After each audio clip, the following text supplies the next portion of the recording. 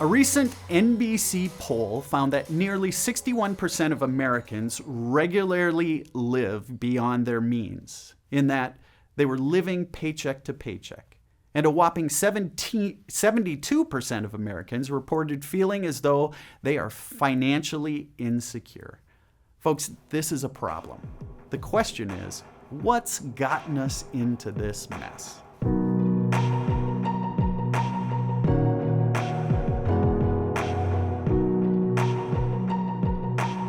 Hi, everybody, and thank you for joining me for session 2 of a 5-session series we've called What's Enough? It's a series we've put together to help you talk about the one thing that brings your family, that brings couples and individuals more anxiety, uncertainty, fear, and stress than anything else in America. You know what it is.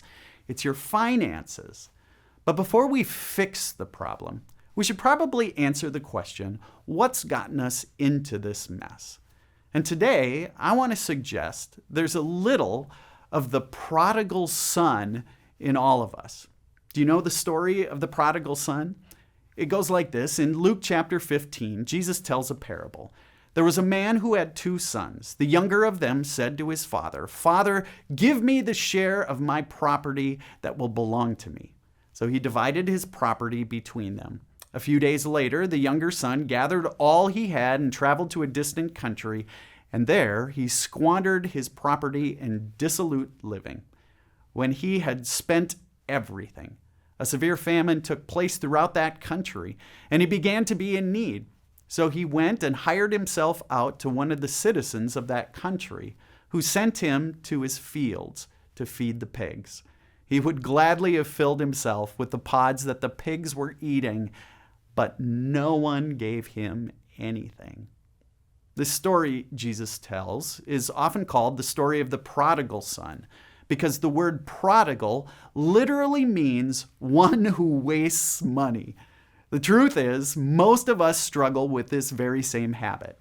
All the son wanted was instant gratification right now. He wasn't interested in tomorrow. He was living in the now. And again, the truth is, we can relate, can't we?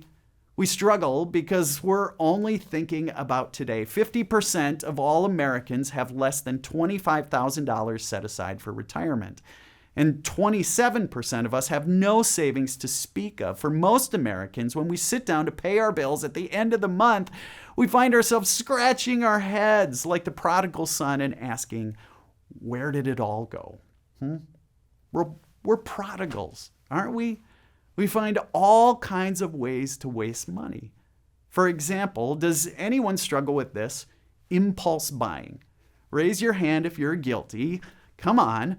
When it comes to impulse buying, I am one of the worst offenders. I walked into a store, something catches my attention, and I think, I've got to have it. And 2 minutes later, I'm walking out of the store with something I had no intention of buying, and it's nothing I need. How do we avoid impulse buying? Well, first, never go to the grocery store when you're hungry. Never.